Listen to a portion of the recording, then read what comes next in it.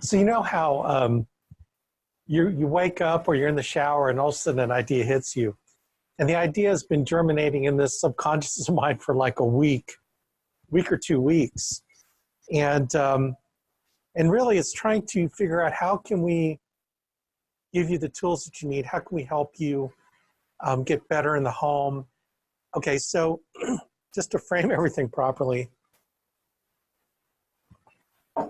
my last I don't know, maybe last webinar, 2 webinars ago, we talked about the why. Why do you want to do anything? And look, if you don't have a why, then the how does not matter. It doesn't matter the how.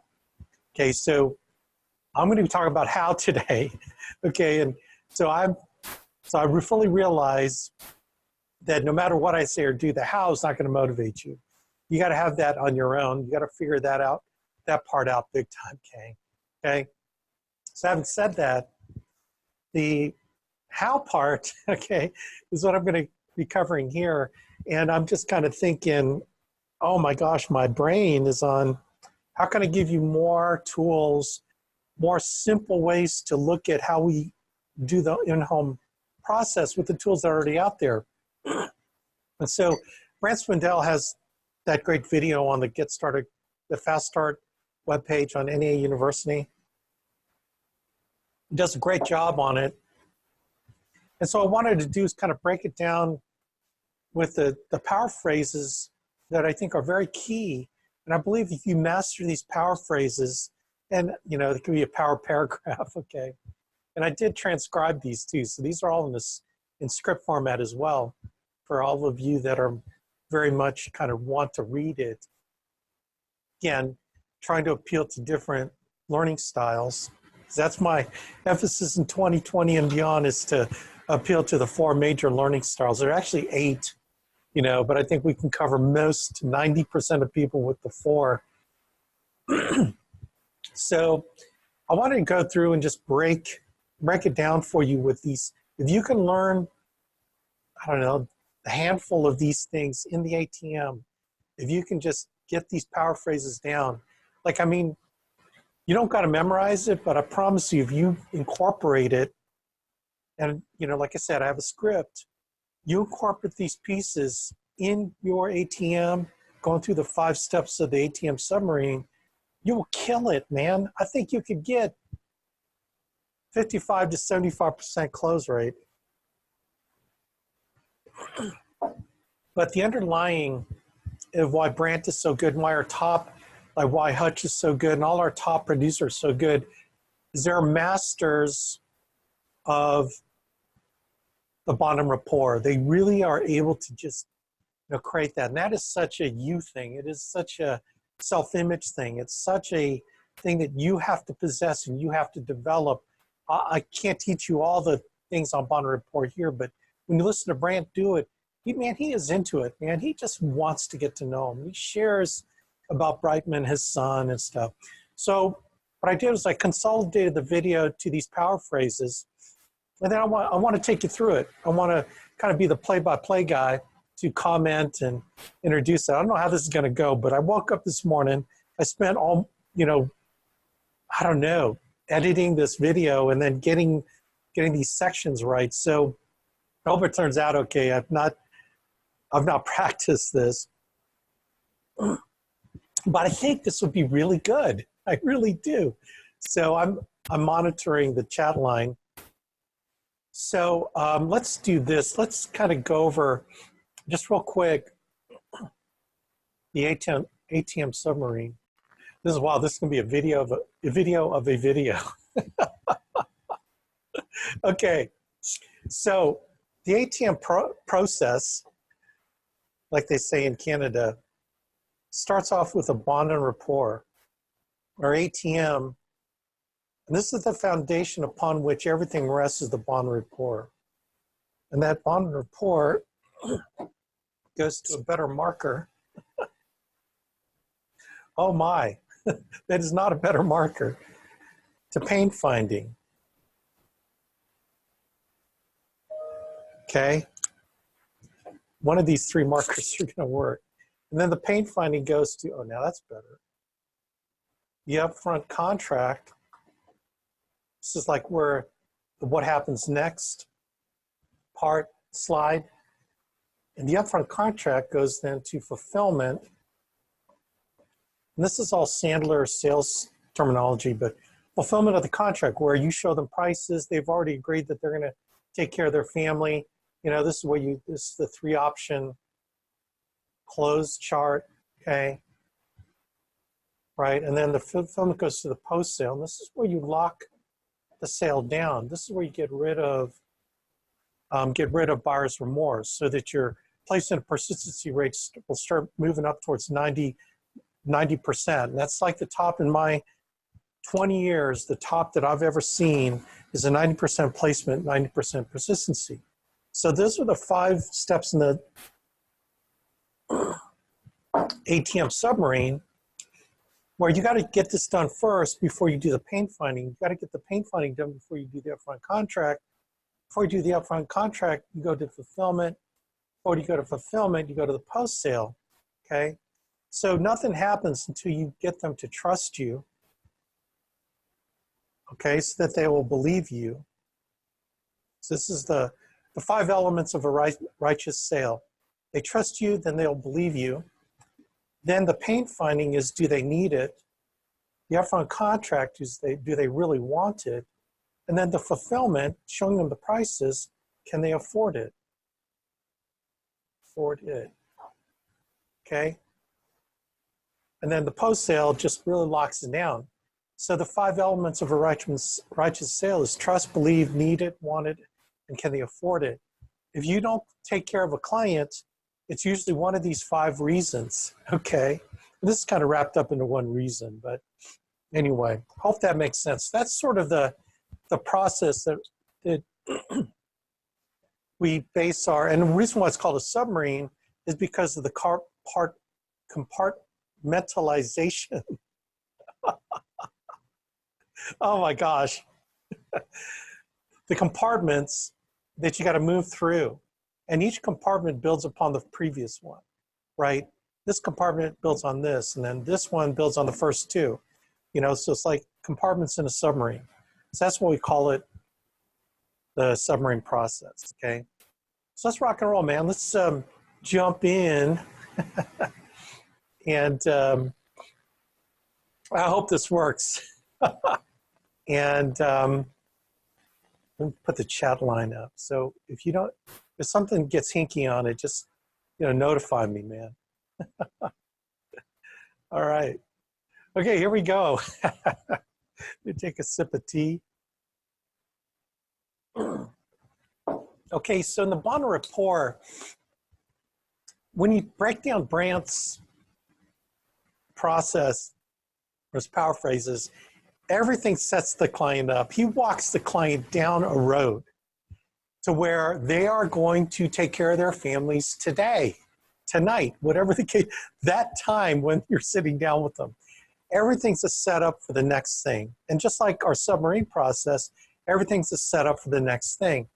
So Brant's process totally fits into the 5 steps of the ATM submarine. So let's just go through it, man. I'll make commentaries and pause it. We'll see how this works. Man, I hope this turns out okay. Like I said, I just did this morning, so.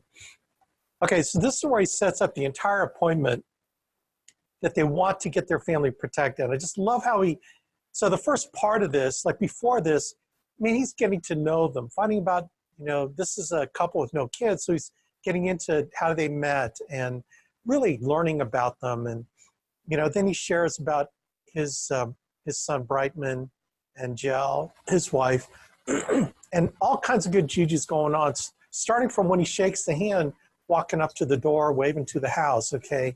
And then this is where he gets into this part where he really sets it up awesome. So let's play this.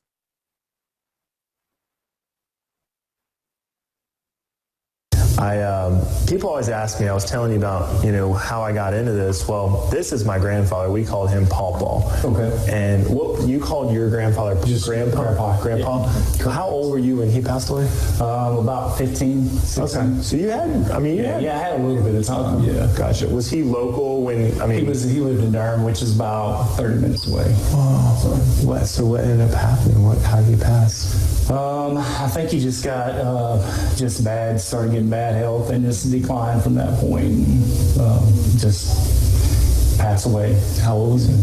I think he was 75. That's right, yeah. That's pretty young. Yeah. Was it kind of unexpected, or?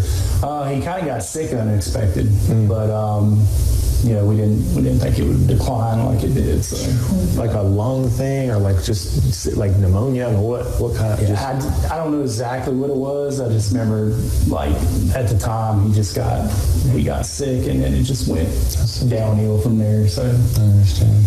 Yeah, that's tough, man. Yeah. It's hard to explain to somebody like that's never lost somebody close to them before. Right. And when you go through it, man, emotionally, it's very, very traumatizing. Like it messed me up when I lost my grandfather. And since then, both my wife's parents have passed away, which that was really a traumatic situation as well. And it's one of those things where it makes us realize none of us are making it out of here alive, right? At some point, my mother-in-law was only 48 years old, and it was a complete fluke.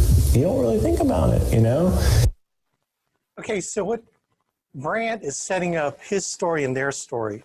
He sets them up by finding out, he finds out if someone has died close to them, gets them talking about it, kind of delving into a little bit more about the client. And then he relates his personal story about his pawpaw.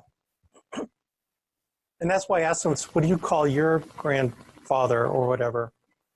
And he gets them into that sharing mood, that sharing environment.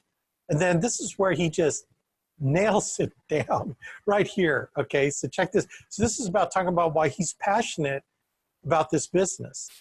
And, I have a passion for this because a lot of people say, oh, I don't want to sit around and think about death. It's like, I don't either. But that's why I like to get it set up and protected so I don't have to think about it. It's done. My wife, if something happens to me, she's fully protected. Absolutely. Right? Same way with my grandfather. When he passed away, our family was protected. So I'm real big on making sure that we do this right. And I want to understand y'all's situation so we can kind of paint a picture out and make sure it's done right. Does that make sense? Yeah. Cool. Okay. So do you see how he transitions from his personal story and then talks about we can't make it out of here alive. I love how he uses these specific words. You could tell he's done this speech a gazillion times because it just flows out of him very sincerely. And he really is sincere. Trust me, when I say power phrases, it comes out of a place of sincerity and truth and genuineness, not like some slick used car salesman approach of technique. Okay, it really just comes out of you because you really care about the client. Love he talks about paint a picture, especially if they're visual people. So let's move on. This next part is where he starts taking away objections. And this first objection is getting rid of the shop around it. So I'll kind of show you, I guess this was the form that you had originally filled out here. Was that the form that you filled out there? Correct. So that's your signature? That is. Did he tell you about this? Or? He did. Okay, good. So y'all are both already thinking. We planned it. Okay, y'all are already thinking, hey, we can get something laid down, something happens, exactly. Everything's protected. That's smart. Gotcha. Well, I'll kind of show you.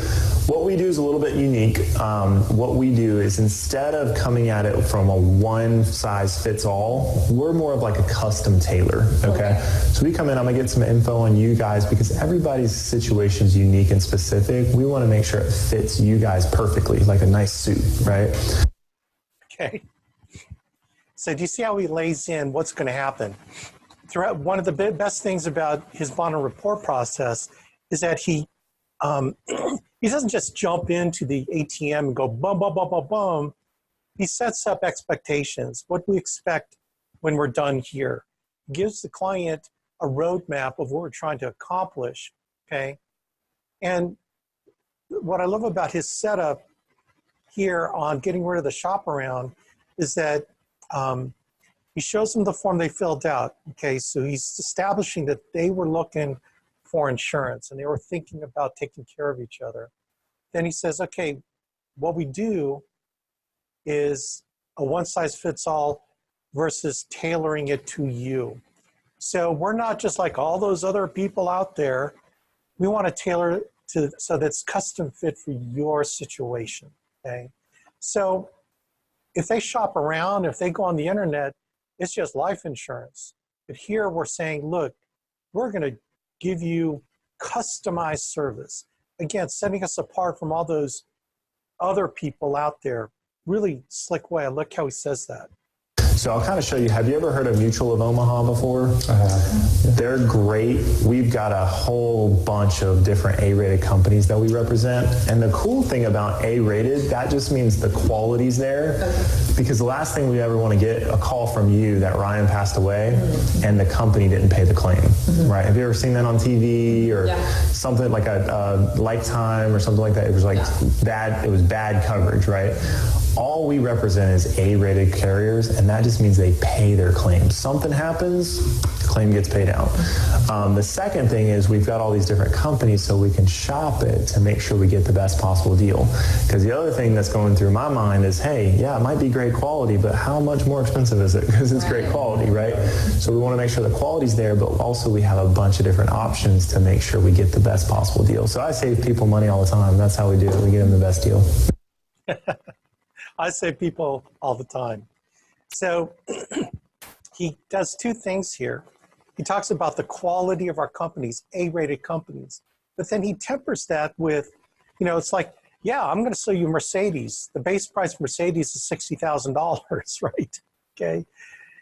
He's telling them we are going to sell you Mercedes, but we have the best pricing for, you know, the top companies, but we're going to do what makes sense. We have a variety of companies to work with to get you the best possible price. Really slick. I think, man, you kind of get that down with the client, man. It's going to get rid of that shop around excuse, okay? So, okay, so now he's setting up the pain finding. So again, everything's a setup. So he wants to really do a good job at getting the pain and why the client needs this, but he sets that question up this way. It's really cool. Makes sense? What current life insurance do you have outside of work that you own and control?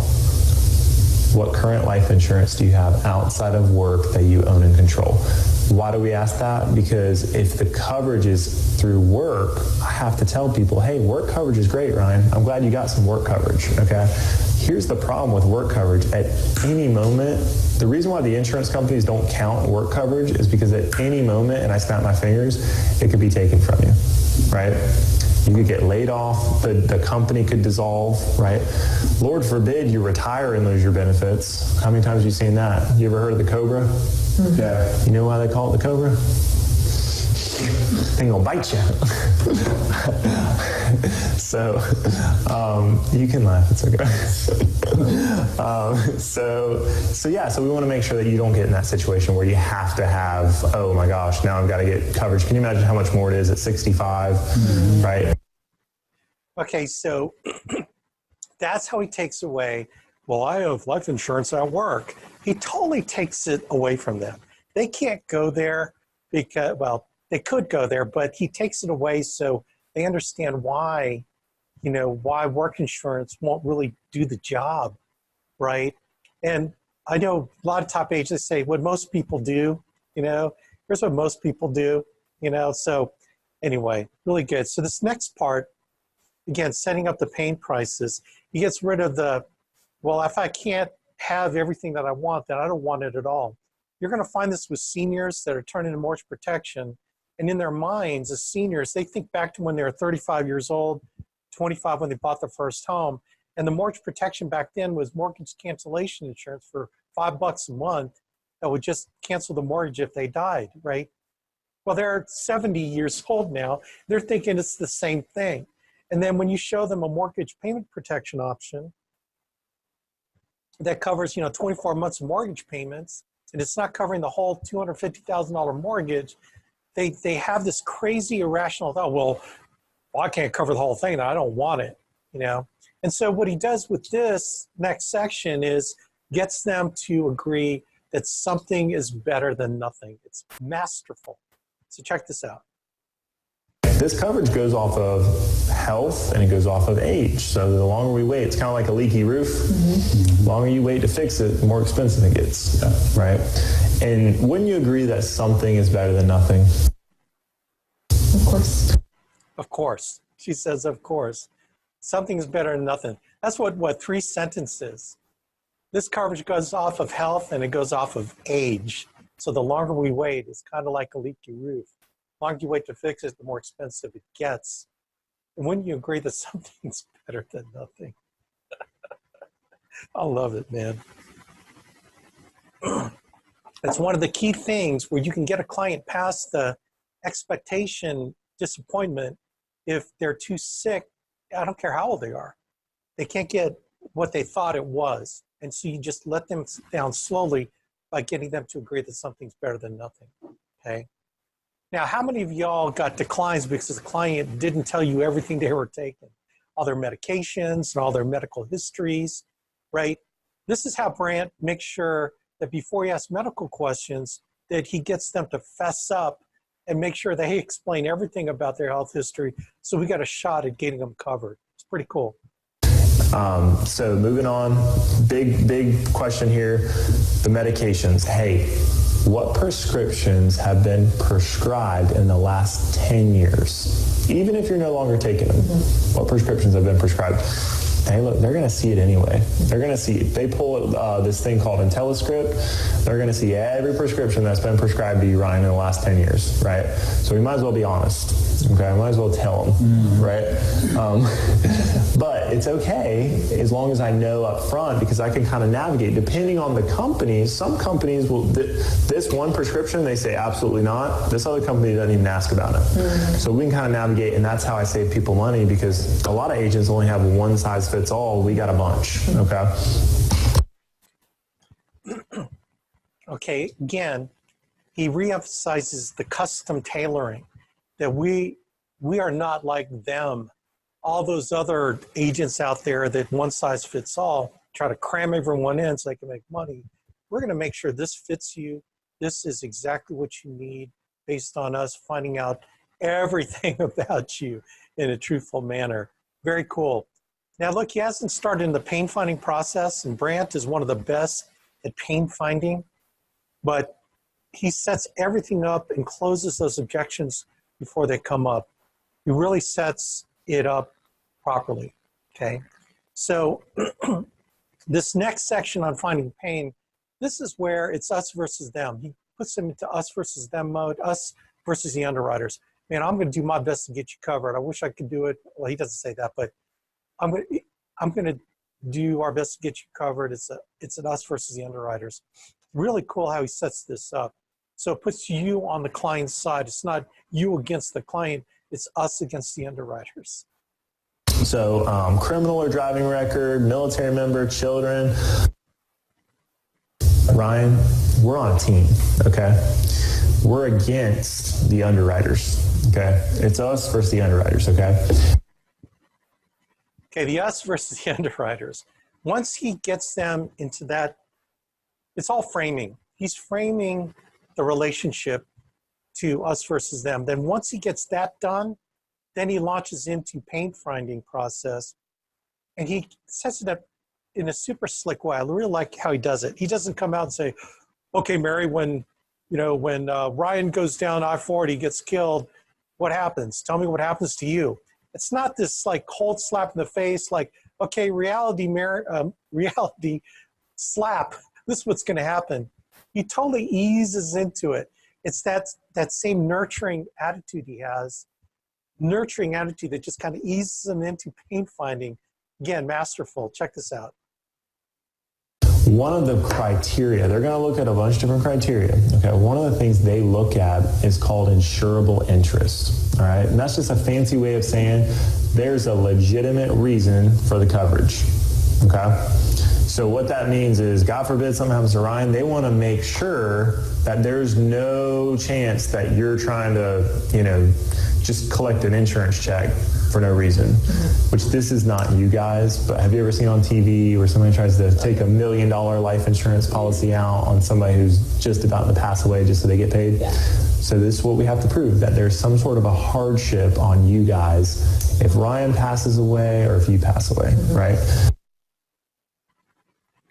Okay, so now he jumps into pain finding. And this section's just a little bit long, but and I'll probably stop it, but listen to the questions he asks them. He really nurtures them through pain finding. It's not a hard getting them to, spill their guts out.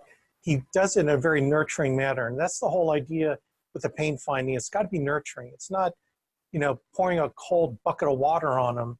We want them to get emotional. We want them to talk emotionally about their pain. That's where we got to get them, right? But he does it in such a nurturing way. So really key in on how we ask the questions and how we just get them to talk about it. And again, the only way you can do this properly and ask deeper questions is if you did a great job on the bond and rapport. And you can tell the way he talks to them is very, nurturing, okay? Let's jump in. So let's paint this out. So this particular request, this is for mortgage protection, right? So the first thing we'll put on here is mortgage protection. Gotcha. And let's kind of paint this out because emotionally we have to show them that there's a reason. Like, hey, what does that look like hardship-wise? Ryan passes away. Are you still able to make the mortgage payments here? Probably not. Okay, so question. He asked the spouse, the female spouse, the wife, he starts off with a question, Ryan's no longer here. And notice he doesn't ask Ryan, it's the person who probably has the worst problem. Even with your income, that your hospice and all that, you wouldn't be able to make these mortgage payments and all the other bills? I don't think so. Okay, so what do you think you would do? We have to get bartend on the weekends. So you pick up bartending job? Yeah. You okay with her bartending once she passed away? Not really. So ideally, okay, rather than having to bartend, Yeah. if you lost this place, okay, where would you go live? Would you move back home? Like, think about it. Maybe move with my parents. With your parents? Are they local or? Not at all, no. Okay, how long has it been since you lived with them? 10 years. Okay. So ideally, would you like to move back in with mom and dad, or would you rather keep this place? Okay, so he did the optometrist thing. A total setup. You got to do bartending, okay, and with her hospice, I guess she works at hospice, then where would you go live? Would you move back to your parents? When's the last time you lived with your parents? And he is just so serious, and he asks the questions and gets them to answer. He holds back, lets them answer. And then, again, the power of asking questions. So the optometrist thing is, well, would you like to move back in with your mom and dad, or would you like to keep this place? Oh, my gosh. Again, the setup, it's either go back to mommy and daddy or be an independent woman and live in this place. Talk about setup. It's so good. Okay. And then I love how he says, so Ryan, what do you think about that? Ryan, how do you feel about that? He gets the husband, man, to be the hero. He's not leading them. He's just asking questions. I'd rather keep this place. Okay. All right. So how does it make you feel knowing that right now, the reality of the situation is if something happens to Ryan, if a teenager texting and driving, he's on his way home from work, he's doing graphic design all day, working his butt off, right? He gets in his car. What do you drive? 4Runner.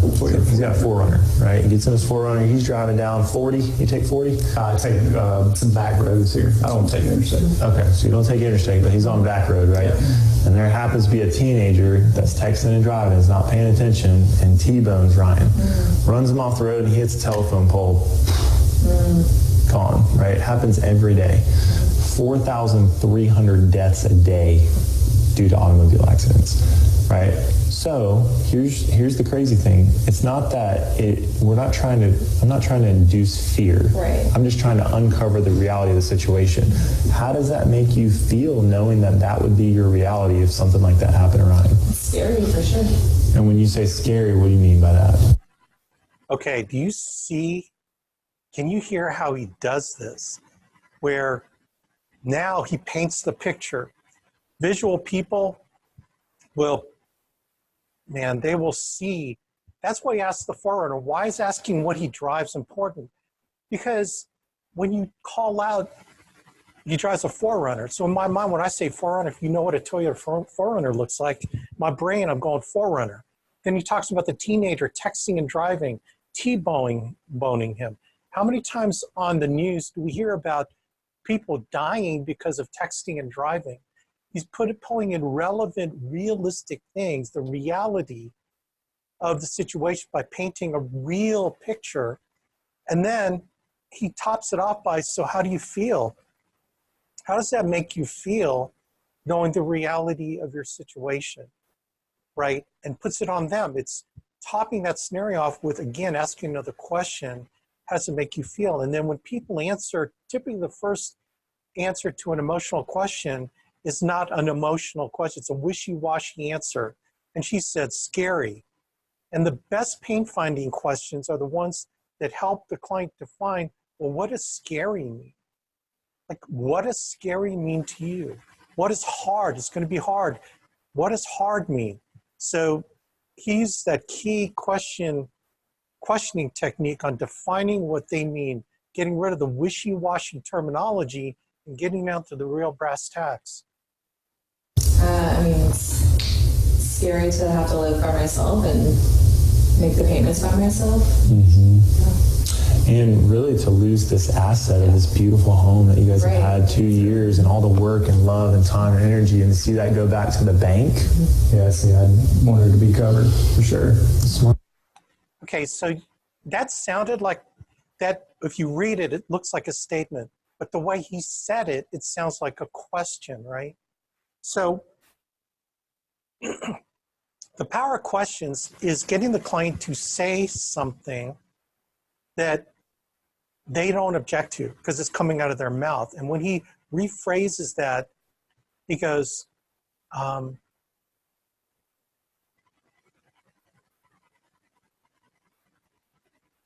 rephrasing that in, and really to lose this asset in this beautiful home that you guys have had 2 years. How does he know that? Because he asked those questions beforehand in the bond and rapport. So he's taking the stuff he learned in bond and rapport and making it real for them because he knows them. It's not generic. It's exactly their particular pain situation. Beautiful home that you guys have had for 2 years, and all the work and love and time and energy, and see that go back to the bank? Question, bank? He's not telling them to agree. He's getting them to agree by rephrasing and asking in the form of question. And you heard Ryan, yeah, I want this covered for sure. Let's continue. So we don't lose her. Smart. Can I tell you something?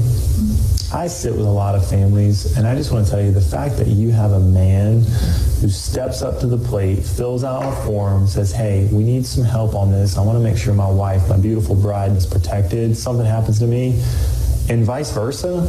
That says a ton about your character and the kind of people you are and how responsible you are. And I believe this, if there were more couples in this country that stood up to the plate and did the right thing, the responsible thing, and took care of each other like that, I believe this whole world would be a lot better place. I really do. So, good job. You got a stud here. Do you see what he just did? He made Ryan feel like the knight in shining armor coming in to do the right thing for his family. He puts the responsibility on the husband, saying, you know, to the wife, edifying him, saying, man, isn't it great that you have a winner here, this warrior that loves you and cares about you, okay? Making Ryan feel good that he's doing the right thing. If he says he wants to think about it later, he's going to look like a fool okay, that he doesn't love his wife, that he doesn't do the right thing. I love how Brant says, if this world would be so much better, if people stepped up and did the right thing. Like, gang, how could he say no? How can anyone say no to the next part of the process and the upfront contract? This is the other thing he does, which, whether he knows it or not, the kinesthetic feeling type people, when you do a fist bump or high five, you seal the deal right there. You can shake their hand. It's another form of anchor. It's called anchoring in the NLP world, where you anchor that positive feeling, that decision with a fist bump, high five, shake their hands, close it. It's done right here, man. It is done right here. Done deal. This is why Brant closes and gets multiple applications from a home, because he puts the responsibility and edifies them for doing the right thing. Okay, so now the next part is the upfront contract. This is where he locks it down. He gives them other expectations. This is the what happens next. And he does it in two parts. The first part is before he calculates the three options. And then there's the final upfront contract before he presents the three options. So what I'm going to do, this is kind of the point in the process where I'm going to take a second and kind of go through some options, okay? I really want three things to happen. Once we find something you feel comfortable with, it's got to fit in the budget, which is important, okay? And it's still got to solve the problem, because if we don't solve the problem, there's no point to it. If it's not in the budget, there's no point to it. And if he's not comfortable at this point, we need to figure out what he's not comfortable with before moving forward, okay? Okay, so three things, okay? It won't make any sense unless we get it in your budget, right? And it solves the problem. Number two, and number three, you're comfortable. If we can get them to agree to those three things, man, he locks it down. It's got to be in the budget. It's got to solve the problem. It's got to be comfortable. Man, get those 3 points out there, man, and get them to agree. Then he goes in, puts the three options together before he presents it. It's kind of like dangling a carrot in front of a rabbit, or, candy in front of a baby. Got the rates, man. But before he lays the rates out, boom, hits them with the final piece of the upfront contract.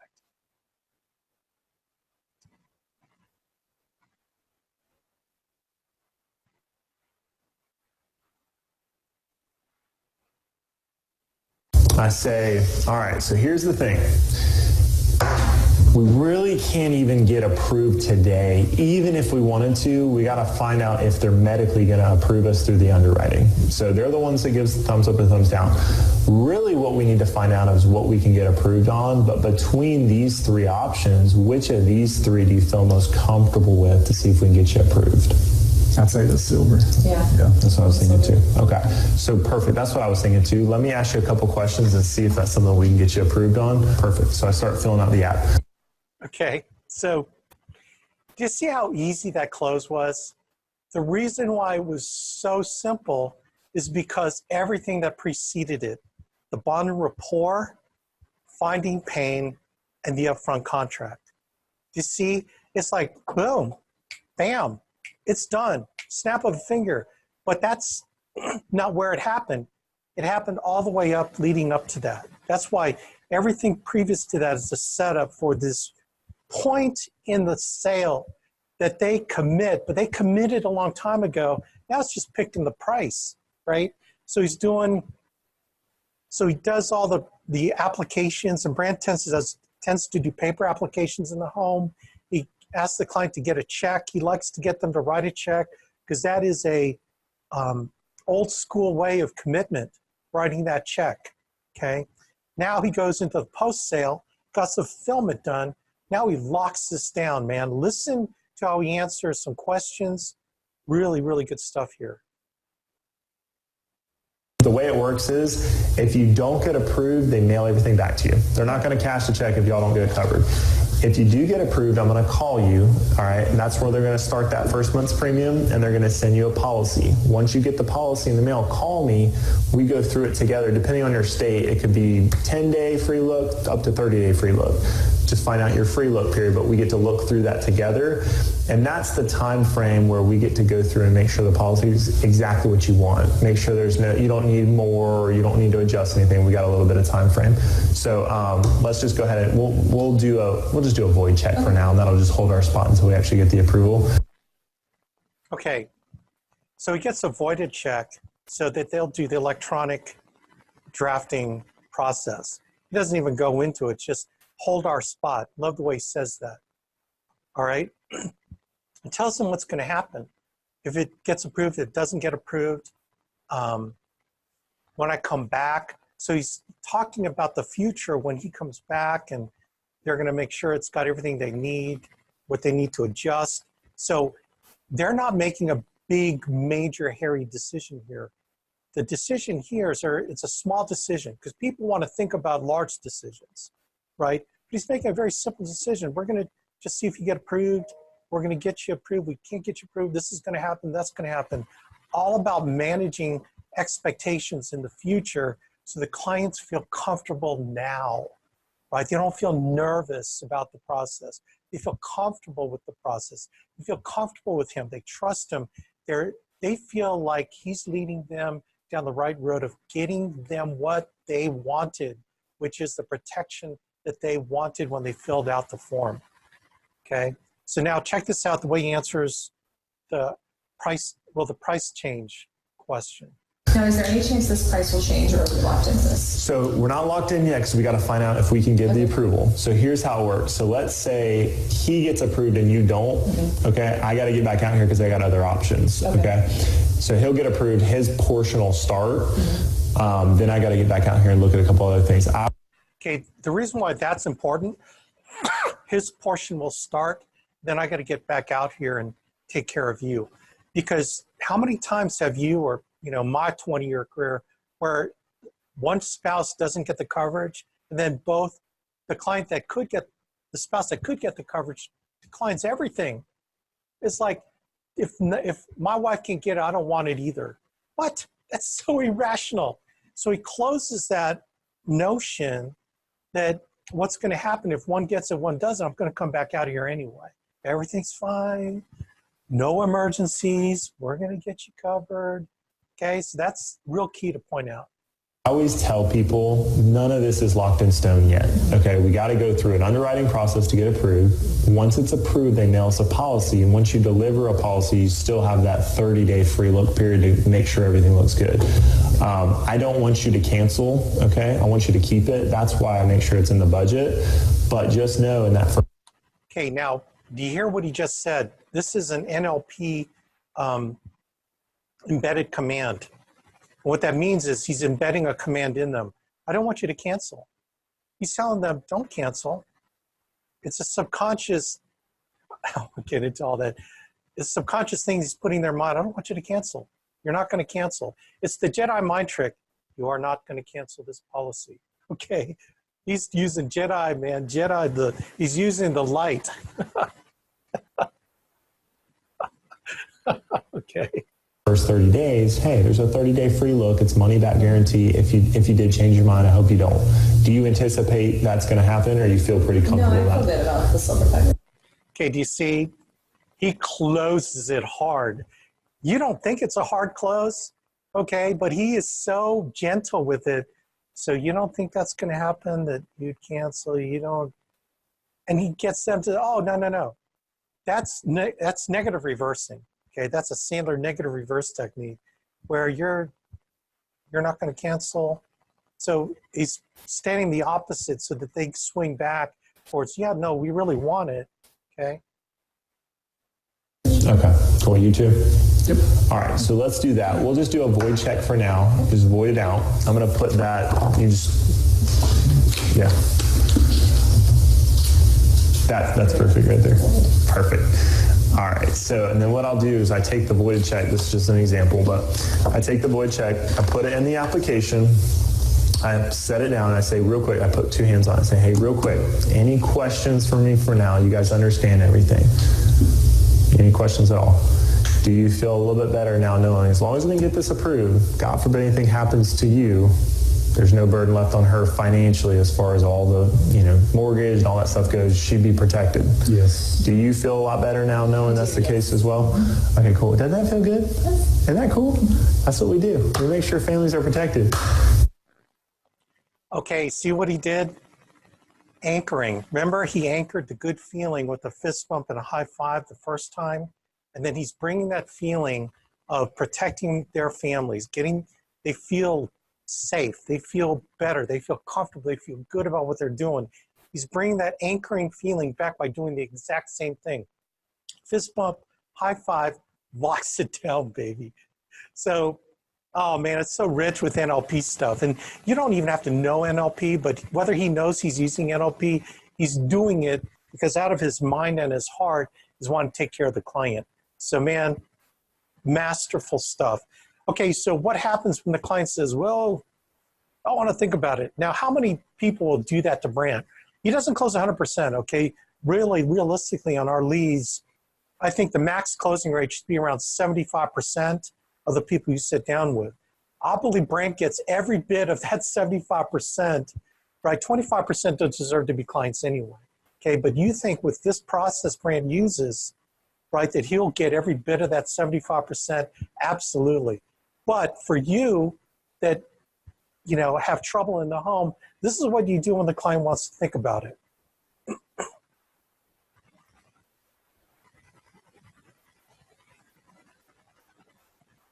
Hold on 1 second. Let me double check today's rates and see if I got you the best possible deal. 1 second. You start calling your manager. Hey, Brant, I'm sitting here with Bob and Mary. I just want to make sure I'm getting the best possible deal. Can you help me out? Okay. Okay, and then here, he goes into the emergency response system, which on his video, he doesn't get into it because it's not complicated and involved. It just, for the sake of time, he gets referrals, uses the emergency response system.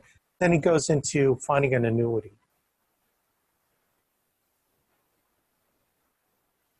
If they have any kind of 401k money, IRA money, anything like that, I'm not the expert, but I got an expert, okay? You've heard of Chuck Norris before? Mm-hmm. I have an awesome friend of mine. He's an incredible guy. Trust.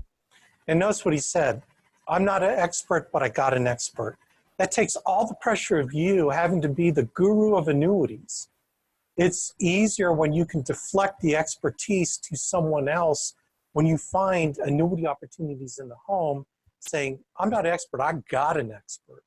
And then you build up Chris Norris and his experience and then set up by filling out the green sheet.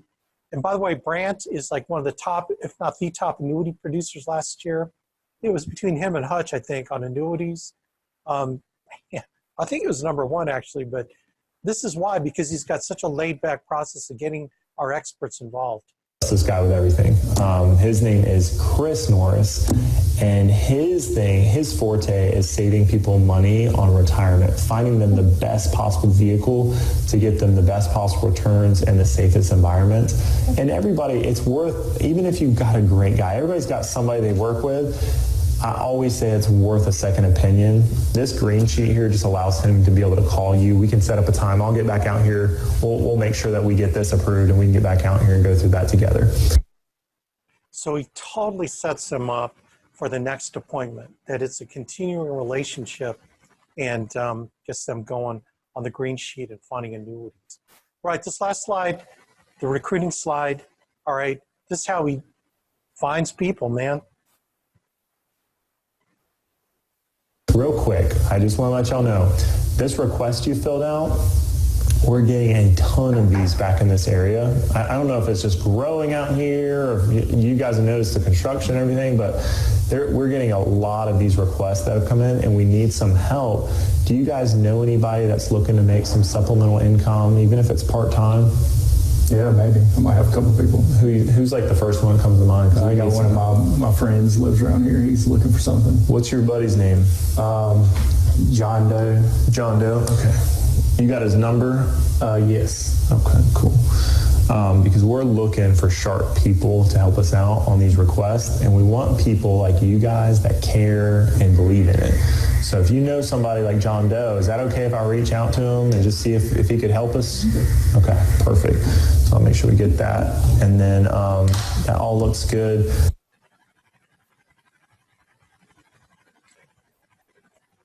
All right, so do you hear? He doesn't say anything about they should get in. He's talking about other people. If they're interested, they will voice that themselves. Say, how about me, right? Some of our top producers in my 20-year history were clients. Megan Wood was a client before she joined us. You're going to find some of your top people, man, over the kitchen table, and it's just so laid back, man. This is so good. All right. So that is it. This video is like, what, 17 minutes, 16, 17 minutes, but it's packed with all this good stuff, man, that if you master these phrases, man, you're going to get up towards 70, 75% close rate with people you sit down with, and you're going to find annuities, you're going to get recruits, but most of all, you're going to serve families because you're going to get them going from the logical, well, I just want to get rates because I would just want to shop around, to the emotional, man, I want to take care of my family. And he, again, even at that last slide, he, again, edifies them. You know, good people like you that believe in this product, that care about their families, he, again, edifies them. When Brant's done, people feel good about him. They feel good about the alliance. They feel good about the insurance protection we're providing. All that good juju, man, all that good juju. So this is how you take care of clients. It is so, wow. You know, so just master these power phrases, boom, boom, all along the submarine, and you will rock it. And he's not tied to his ATM. Notice he doesn't flip a chart, flip a chart, flip a chart.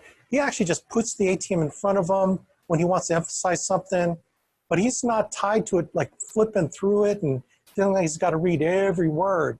He goes through it, okay, and goes through these major points in it, following the 5 steps of the submarine process. Okay, gang, study this. I got the script, so I'll make that script available so you can learn it, study it, use it. And man, your closing rate will move up to 70, 75%, I promise. Rock on, man. God bless.